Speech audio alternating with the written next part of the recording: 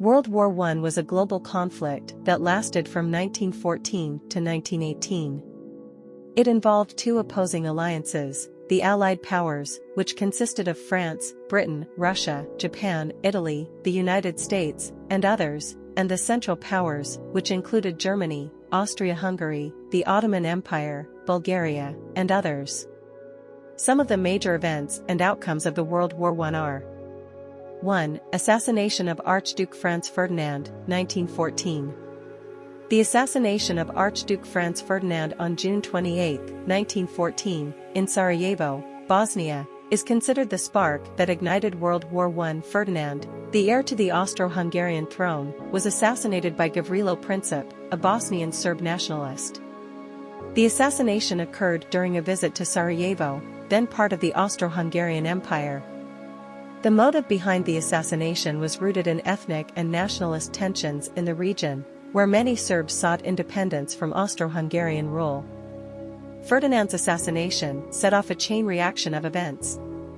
Austria-Hungary declared war on Serbia, leading to a series of alliances being invoked, ultimately dragging many European nations into the conflict. The complex web of alliances and escalating tensions culminated in the outbreak of World War I in August 1914. 2. Outbreak of World War I. The outbreak of World War I in 1914 was triggered by the complex interplay of political, economic, and military factors. The assassination of Archduke Franz Ferdinand of Austria-Hungary on June 28, 1914, acted as the immediate catalyst. Austria-Hungary, seeking retribution and supported by Germany, issued an ultimatum to Serbia. When Serbia's response did not satisfy Austria-Hungary, Austria-Hungary declared war on Serbia on July 28, 1914. The system of alliances in Europe quickly came into play. Russia, allied with Serbia, began mobilizing its forces. Germany, allied with Austria-Hungary, declared war on Russia on August 1, 1914. Germany then declared war on Russia's ally, France, and invaded Belgium to reach France quickly. This violation of Belgian neutrality prompted Britain, allied with France and Russia, to declare war on Germany on August 4, 1914. The domino effect of these declarations and mobilizations led to the broader involvement of other nations and the official beginning of World War I. The war quickly expanded as more countries joined either the Allied powers, including France, Russia, and later the United Kingdom, or the Central Powers, including Germany and Austria-Hungary. The conflict soon spread beyond Europe, involving nations from around the world in a devastating and unprecedented global war.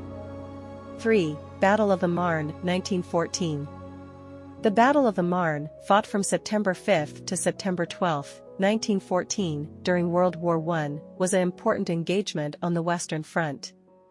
After the German advance through Belgium and into France, the Allied forces, mainly consisting of French and British troops, confronted the advancing German armies. As the German forces approached the River Marne, they aimed to encircle and defeat the French and British armies. However, the Allies, under the command of French General Joseph Joffre and British Field Marshal Sir John French, managed to halt the German advance. The battle involved intense trench warfare and significant maneuvering as both sides sought strategic advantages, the French taxiing troops to the front lines in a rapid manner to reinforce their positions became a notable aspect of the battle. Ultimately, the Allies succeeded in preventing a German victory, marking a turning point in the war. The Battle of the Marne ended with the establishment of a static front line, setting the stage for the extended trench warfare that characterized much of the conflict on the Western Front. The successful defense at the Marne demonstrated the resilience of the Allied forces and thwarted the German Schlieffen Plan, altering the course of the war. 4. Trench warfare on the Western Front, 1914 to 1918. The trench warfare that defined the Western Front during World War I from 1914 to 1918 was a grueling and static form of conflict. Extending from the North Sea to the Swiss border, elaborate trench systems became the battlegrounds where opposing forces, predominantly Allied, French and British, and Central Powers, mainly German, confronted each other. Stalemate characterized the front lines, with soldiers enduring harsh conditions such as mud, waterlogged trenches, and unsanitary environments. No man's land, the treacherous space between opposing trenches, featured barbed wire obstacles and constant artillery bombardments, making attempts to cross perilous. Soldiers faced the constant threat of gas attacks, and new tactics like tunneling and mining added complexity to the warfare. This period was marked by a lack of mobility, high casualties, and the introduction of devastating weapons, encapsulating the challenges and horrors of World War I on the Western Front. 5. The Battle of Jutland, 1916. The Battle of Jutland, spanning May 31 to June 1, 1916, emerged as the largest naval confrontation of World War I, taking place in the North Sea near the Jutland Peninsula. The clash involved the British Royal Navy's Grand Fleet, led by Admiral Sir John Jellicoe, and the Imperial German Navy's High Seas Fleet, commanded by Vice Admiral Reinhard Scheer. Despite its size and intensity, the battle concluded inconclusively in terms of strategic outcomes. The British Grand Fleet retained control of the North Sea, while the German High Seas Fleet managed to avoid substantial damage and return to port. Both sides incurred heavy casualties, with the British losing more ships but maintaining numerical and qualitative superiority. The Battle of Jutland influenced subsequent naval strategies, fostering a more cautious approach and contributing to the continued naval stalemate between Britain and Germany. Though not decisively altering the course of the war, Jutland had lasting impacts on naval doctrines and the evolution of maritime warfare. 6. Russian Revolution, 1917. The Russian Revolution of 1917 was a series of revolutionary events in Russia that led to the overthrow of the centuries-old Romanov monarchy and the establishment of a socialist government. The revolution occurred in two main phases. First phase. February Revolution, 1917. This phase, starting in Petrograd, now St. Petersburg, in February, March in the Gregorian calendar, resulted in the abdication of Tsar Nicholas II.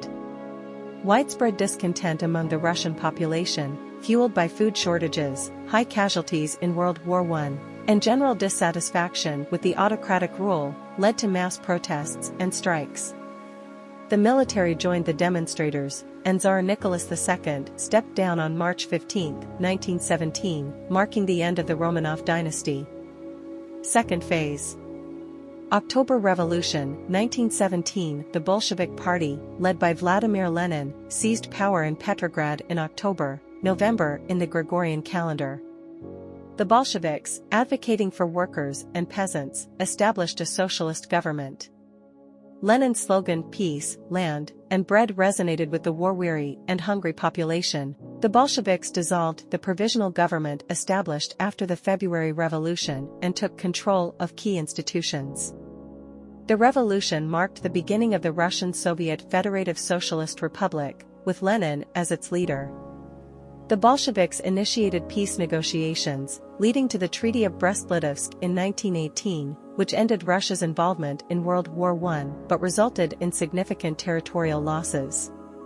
The revolution set the stage for the Russian Civil War, 1918 to 1922, between the Bolshevik Red Army and various anti-Bolshevik forces, the White Army. The Russian Revolution had profound and lasting consequences, shaping the course of Russian and world history. It led to the formation of the Soviet Union, which endured until its dissolution in 1991. 7. Entry of the United States into the war, 1917. The entry of the United States into World War I in 1917 marked a significant turning point in the conflict and had a profound impact on its outcome. Several factors contributed to the U.S. decision to join the war. First, unrestricted submarine warfare. Germany's policy of unrestricted submarine warfare, targeting both military and civilian vessels, led to the sinking of several U.S. ships. One notable incident was the sinking of the British ocean liner RMS Lusitania in 1915, which had American passengers on board. Second, Zimmermann telegram. In 1917, British intelligence intercepted a secret German message, known as the Zimmermann Telegram, in which Germany proposed a military alliance with Mexico against the United States. This revelation angered the American public and fueled anti-German sentiments. Third, economic interests. U.S. economic ties with the Allies, particularly Britain and France, were substantial. American banks and businesses had significant financial interests in these countries, and the U.S. government provided loans and economic support to the Allies. 8. Treaty of Versailles, 1919. The Treaty of Versailles, signed on June 28, 1919, marked the official end of World War I and was negotiated at the Palace of Versailles near Paris. The treaty involved the Allied powers, including the United States, United Kingdom, France, and Italy, and Germany. Key points of the Treaty of Versailles include: First, War Guilt Clause. Article 231 placed full responsibility for the war on Germany and its allies.